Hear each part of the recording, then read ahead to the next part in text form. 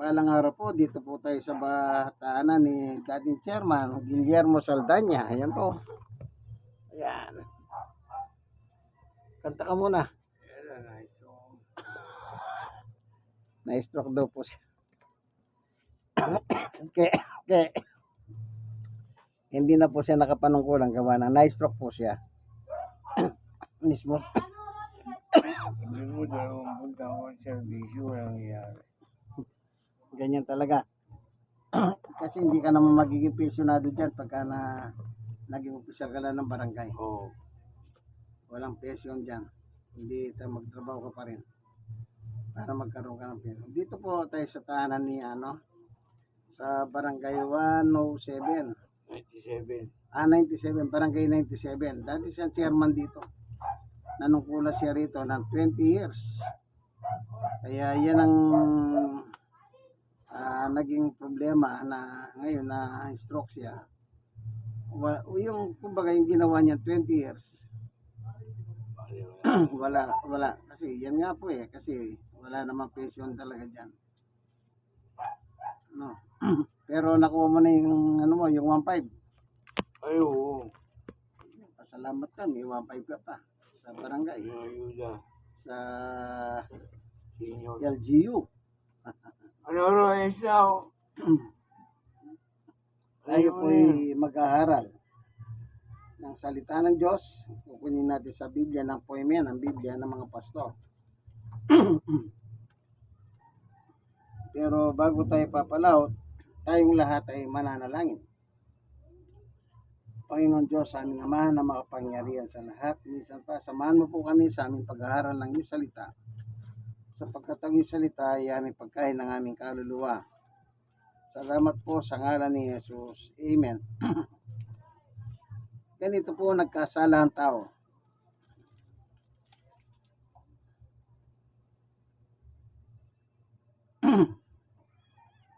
Ang tao po nilikha ng Diyos. Yan ay nilikha niya sa Genesis 2:7. Pagkatapos ginawa ng Panginoon Yahweh ang tao mula sa labok. Hiningahan niya ito sa ilong at nagkaroon ito ng buhay. Kaya yung hininga po natin dumadaan sa ilong. Kaya kapag hindi po tayo, pag sinisi po yung ilong, hindi tayo makahinga, mamatay tayo. So, ang Diyos po ang lumikha sa atin.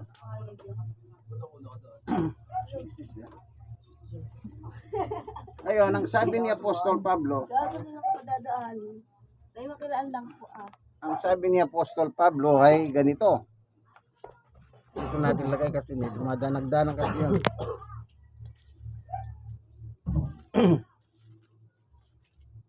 Sa unang Korinto,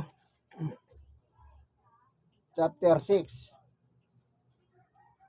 Ang sabi ni Apostol Pablo ay, hindi ba ninyo alam ng inyong katawan ay templo ng Espiritu na nasa inyo at ipinagkaloob ng Diyos sa inyo? Hindi ninyo paghahari ang inyong katawan. Verse 20, sapagkat may nagbinili na kayo sa isang halaga, kaya't gamitin ninyo ang inyong katawan upang maparangalan ng Diyos. Yan. Dito pa sa isang talata ng Biblia, sabi ni Pablo, sa Efeso 2:10,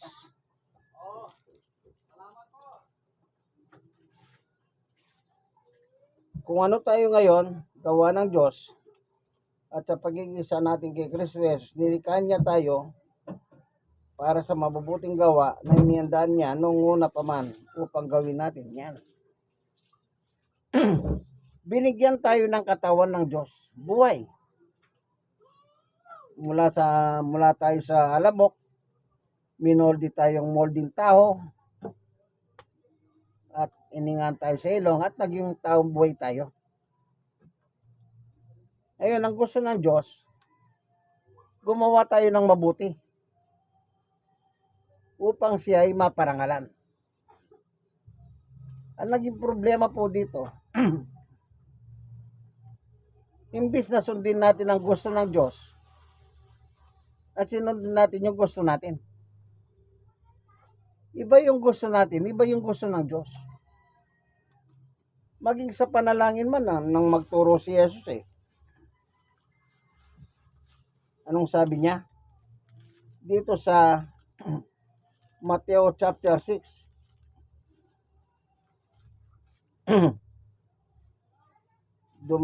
Sa verse 10, dumating nawang yung kaharian, masunod nawa ang iyong kalooban dito sa lupa tulad ng sa langit.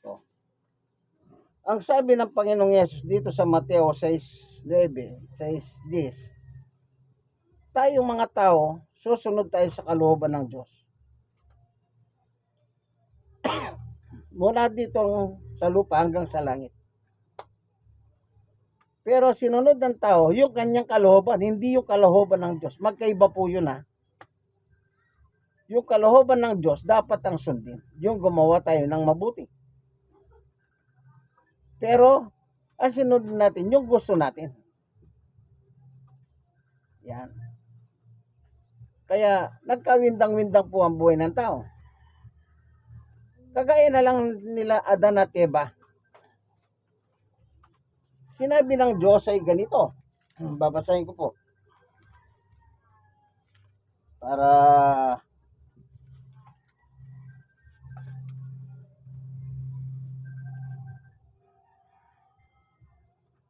dito nakalagay, sabi niya, ay 2:15 ng Genesis. Inilagay ng Panginoong Yahweh ang tao sa halamanan ng Eden upang ito'y pagyamanin at pangalagahan. Ayan. 60, sinabi niya sa tao, makakain mo ang alinmang bungang kahoy na halamanan. 17, maliban sa bunga ng punong kahoy nagbibigay ng kaalaman tungkol sa mabuti at masama. Huwag na huwag mong kakainin ang bungang iyon, sapagkat sa araw na kainin mo ay mamamatay ka. Maliwanag po ang utos ng Diyos. Lahat ng bunga dyan pwedeng kainin. Maliban sa isa. Maliban doon sa isa. Kung alin pa'y pinagbawal ng Diyos, yun pa ang pinakialaman ng tao.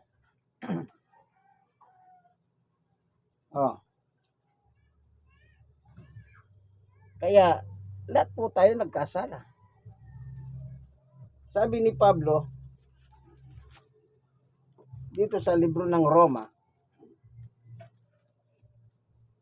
chapter 5, verse 12, ang kasalanan pumasok sa sanlibutan sa pamamagitan ng isang tao. Si Adan ang tinutukoy dito.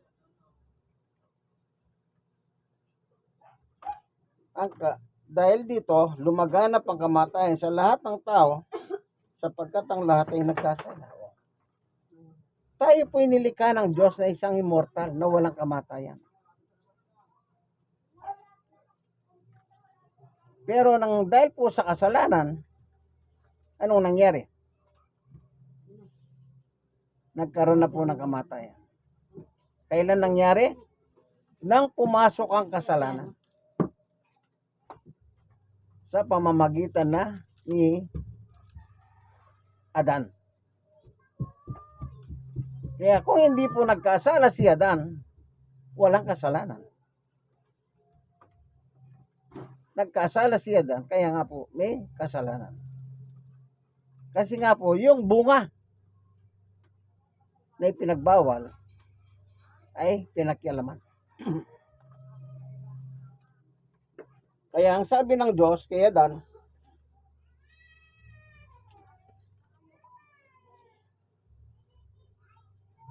ganito po sabi ng Diyos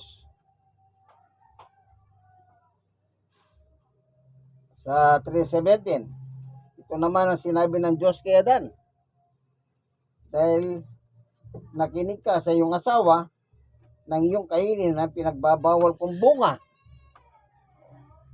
Dahil dito, isinumpa ko ang lupa sa hirap ng pagbubungkal, pagkain mo'y magmumula. Yan. Ito po yung unang farmer, si Adan. Dati kumukuha lang ng bunga, kakainin. Pero nilabag yung gusto ng Diyos. Ngayon, magbungkal ka ng lupa. Diyan magmumulang kakainin mo, sabi ng Diyos. 19, sa pagod at pawis ng pagkain mo'y manggagaling. Maghihirap ka hanggang malibing. Dahil sa labok ka nang galing, sa lupang alabok ka ibabalik rin. Yan, maghirap ka. Kaya, lahat ng tao naghihirap po para mabuhay. Di ba? Ano sabi ng iba? Hirap na ako maghanap buhay. Walang nangyayari sa buhay namin. Yan ang nangyari po kay Adan. Sabi ng Diyos, mag-iirap ka. Dahil po sa kasalanan. Pero kung hindi sana lalabag ang salita ng Diyos, wala sanang kasalanan. Di wala sanang hirap. Kaya sabi ni Pablo, sa pamamagitan ni Adan, pumasok ang kasalanan. Lahat tayo nagkasala kasi doon tayo galing.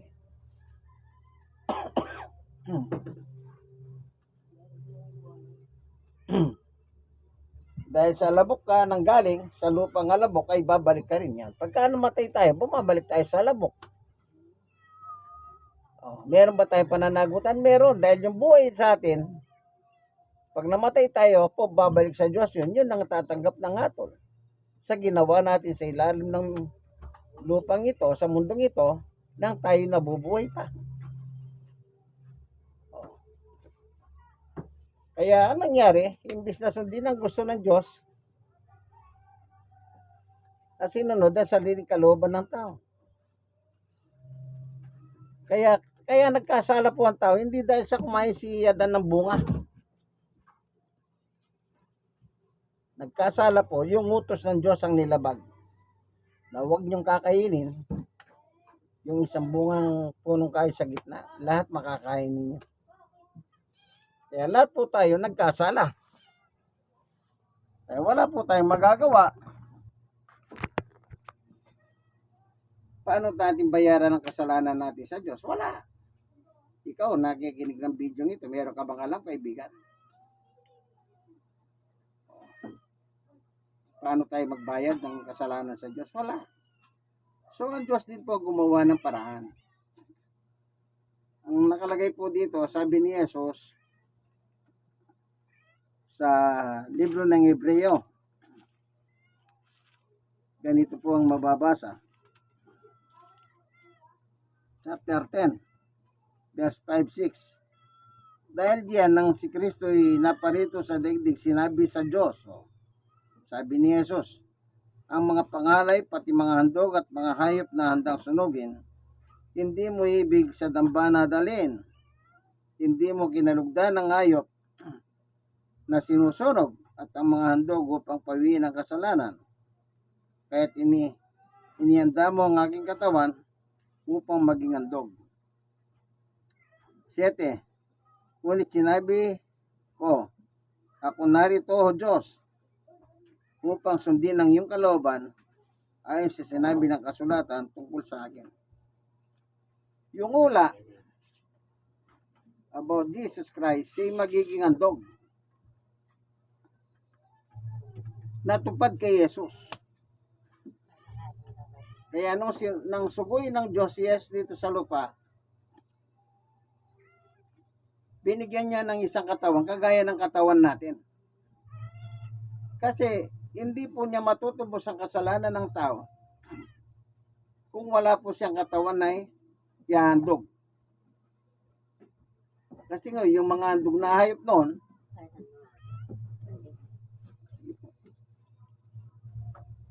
yung mga hayop na handog noon para sa kasalanan, hindi na po nagustuhan ng Diyos. Kaya sabi ni Jesus, narito ko po, pasundin ang gusto mo. Kaya isang katawan ang inihanda mo sa akin para magiging handog. Kaya tinatawag sa kordero. Ang sabi ni Juan sa Juan 1:29, Ano nakalagay?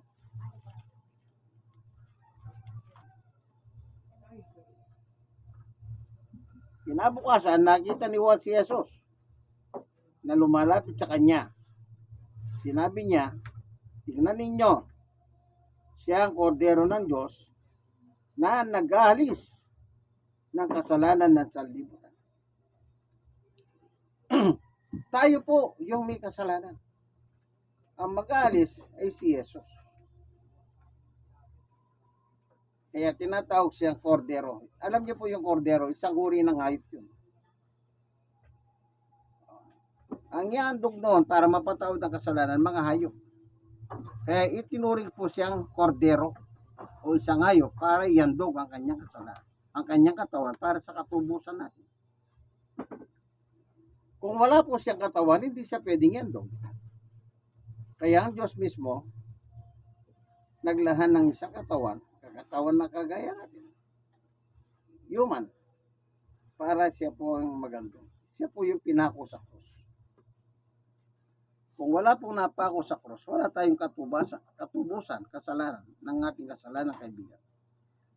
Kaya, tayo po ilang makasalanan, wala naman talaga tayong magagawa. So, ano lang ang magagawa mo? Isuko ang buhay mo kay Jesus. Tanggapin mo si Jesus bilang Panginoon at tagapagligtas ng iyong buhay. Kapag tinanggap mo si Jesus, ang gagawin mo, susundin mo si Jesus. Kaya yung katawan na binigay ng Diyos, yung buhay na binigay ng Diyos, gamitin natin sa pagsunod. Kapag sinunod mo si Jesus, okay yan. Pero pag hindi ka sumunod kay Jesus, lagot ka. Tingnan natin dito sa 1:36.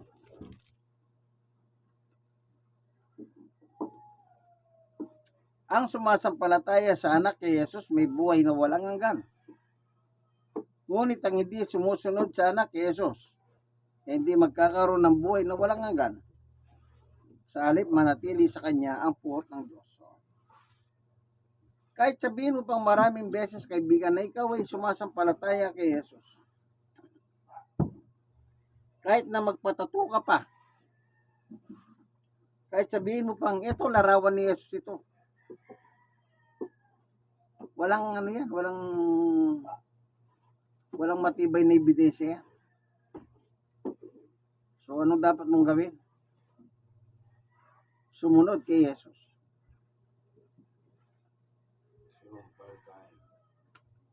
Yung pananampalataya, nagiging ganap lang ang pananampalataya kapag ikaw ay sumusunod.